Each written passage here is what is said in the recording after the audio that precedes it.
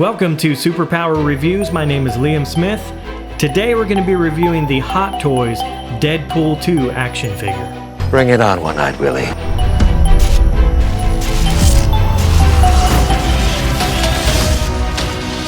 Make sure you stick around to the end of the video. He may have a special guest joining him from a familiar video game, which will also be coming up for review in the near future. Okay, so taking a look at the front of the box, Hot Toys always does a really great job with all the graphics on their boxes. This is no exception here. Got an image of Deadpool with his infamous unicorn. Flipping around to the side of the box, the same graphic continues there with the Deadpool logo. Flipping around to the back of the box, that's where you have all the information about the statue. As always, you can go ahead and pause that and read that if you'd like to.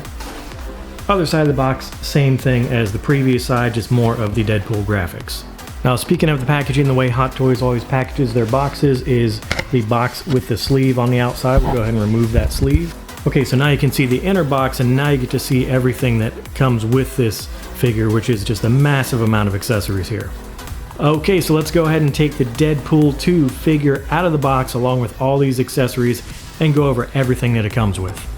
Okay, so first thing you'll notice when you take it out of the outer box is the standard Hot Toys clamshell, where all the parts and accessories are included as well as the figure. When you lift that up out of the box is where you'll find the background and a couple accessories that I'll show you in just a second. Okay, so the first thing out of the box is the backdrop that I mentioned before. This is a background display to put the figure in front of. It has a lot of accessories, shelving units, things like that to put on here, and it is a background stand. I'll show you how that works in just a moment. I do want to point out one thing. You know, it's a serious figure with a lot of accessories when it comes with a large instruction manual. So being that that is the case with this background here, what I'm going to do is assemble this off camera to save time and show you what the fully assembled piece looks like.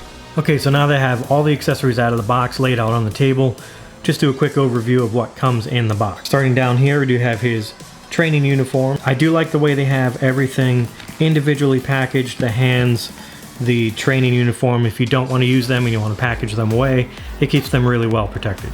Okay, and moving on, I did mention the additional hands. There are 5 additional pairs of hands here, as well as the dagger and the 2 blades.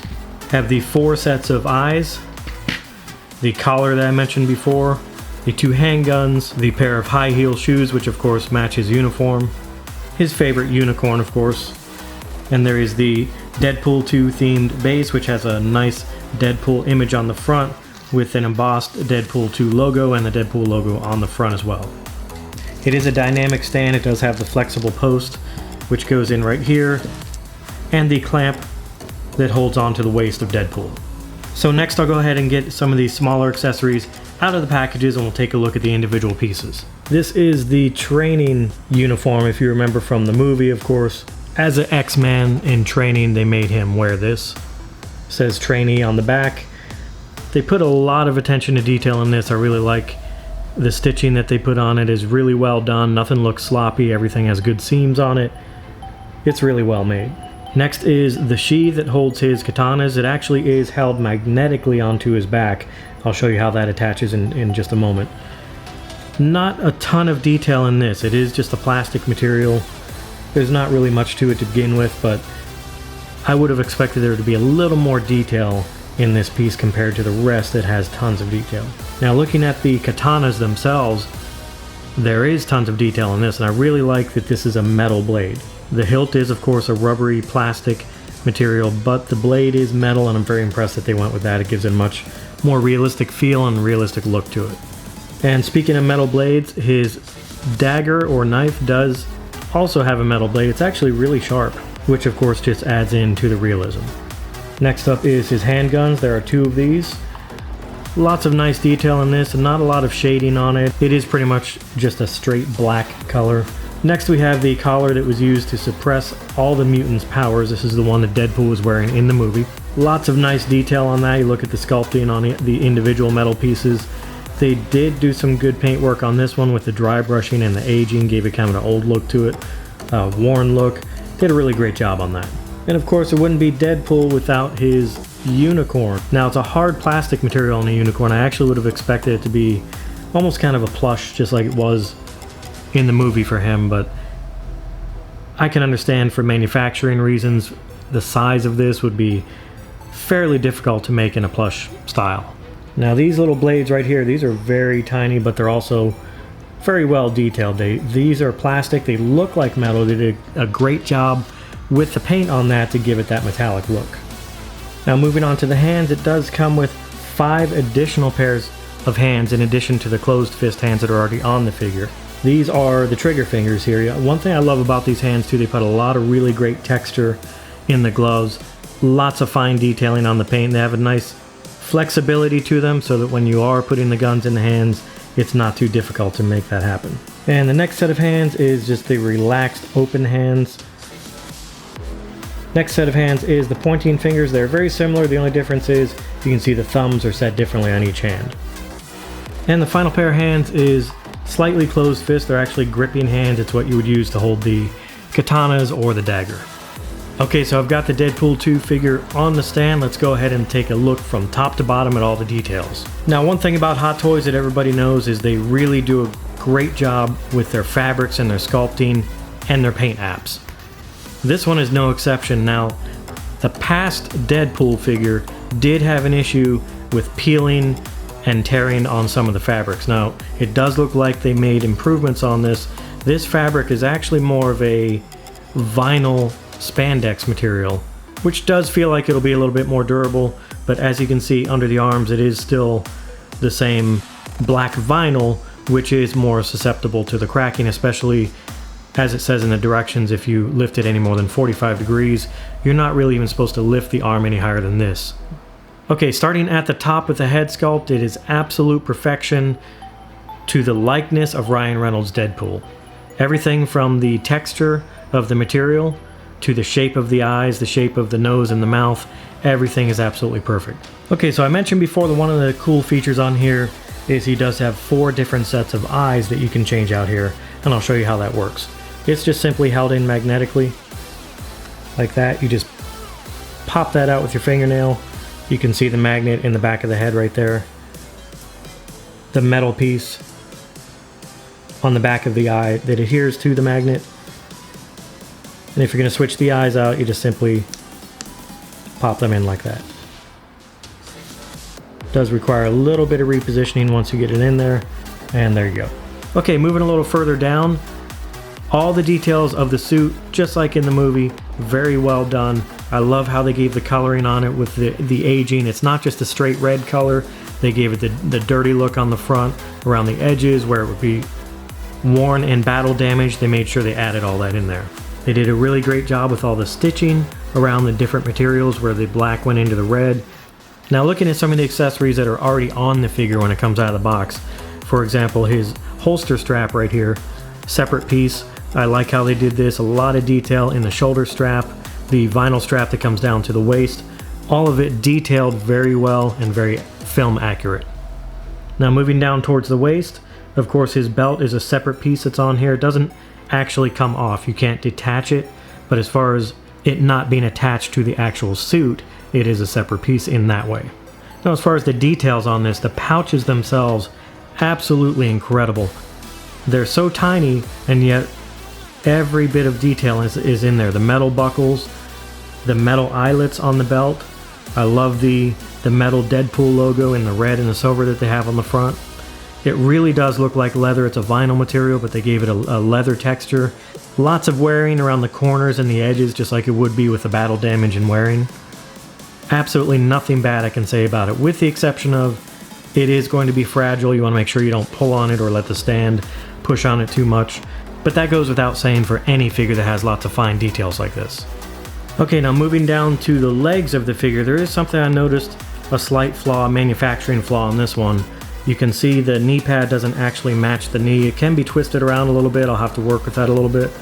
But the reason that's happening is it does appear that this leg is slightly longer than the other leg. I don't know if it's an issue with the hip joint, but when it's not on the stand and the legs are straight together, this leg does stick down slightly more than that one. I had to adjust it slightly to make him stand straight. And again, that goes back to one thing. The plastic body with the plastic joints that are inside of this suit. It just doesn't have the strength that a metal skeleton would, and that's something to think about too when you get issues like this with joints that are not right, making legs or arms longer than they should be, shorter than they should be. Those are issues all based on the skeleton. Okay, so I want to flip around to the side a little bit, show you the pouches and the leg holster here for the handgun. Holds the gun perfectly. And the amount of details in it is just amazing. Tiny little eyelets in the leather pieces. I always say they didn't have to do that. They could have got away without that detail. And it's true in this case. They added things to make it 100% film accurate that they probably could have left out on a figure like this that nobody would have noticed, but I love the fact that they always pay attention to that detail. Okay, so moving on down to the boots. This is another really impressive area. I love the paintwork they did on this, the kind of metallic, deeper red paint than the suit has, just like his boots did in the movie. All the details that you see in the film are in the boots, the metal plating, the leather boot itself, everything about it is absolutely perfectly done. Okay, so I took them off the stand for a minute just to show you how the katana is attached. This is really cool. Some of the other Deadpool figures, I actually have a quarter scale Deadpool figure that had a big issue where it just had little tabs that held the katana sheath on. This is magnetically held on, and not just magnetically held, but a really strong magnet. You can see when you even get this close to the body at all, it just pulls it in there. It's not coming off unless you take it off. And while we're looking at that, I'll go ahead and show you the fact that the katanas do fit very easily down into the sheaths. Okay, so I want to point out something that I mentioned before. I did some adjustment on the leg piece. This was actually crooked, and these do turn. They're separate pieces on the shins. But you can see if you look at the knees, how much lower this knee piece is here. And most importantly, look at the bottom of the feet. This leg is literally longer than the other one. And again, I believe that does have something to do with the joint up here in the waist. And that is a quality control issue. That's something they should have noticed, that one leg was longer than the other. Now, the only time it's really noticeable is when he's completely straight, standing up like that. Typically, when he's posing, his legs are in different positions, and it doesn't seem to affect it. Even when I put it on the stand previously, once his legs are repositioned, you don't really notice it. Okay, so let's talk about articulations. This is the standard Hot Toys figure articulations that every other Hot Toys figure has. The only restrictions with this one, as in some of their other ones, is what the figure is wearing. In this case, he does have a fairly restrictive suit, so you just need to be careful. It even states in the manual not to move the arms or the legs more than 45 degrees, approximately that far. You don't want to try to straighten the arm all the way up, because then you can start tearing the vinyl underneath the arm. Alright, so I've gone over a lot of information about the details on the Deadpool figure. Let's go ahead and do the best part, which is the close-ups, the 360-degree views of the entire thing fully assembled with the backdrop, and there may even be a very special guest joining Deadpool. This character will also be coming up for review very soon.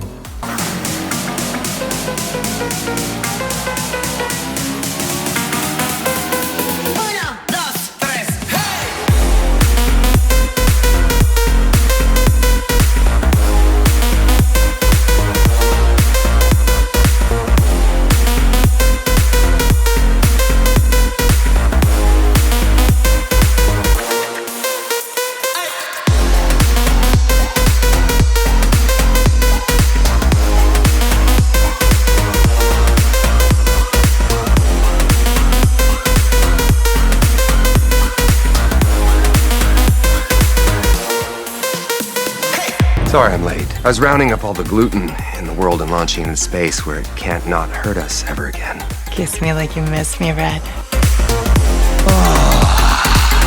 I am very turned on right now. I am so sorry. So sorry.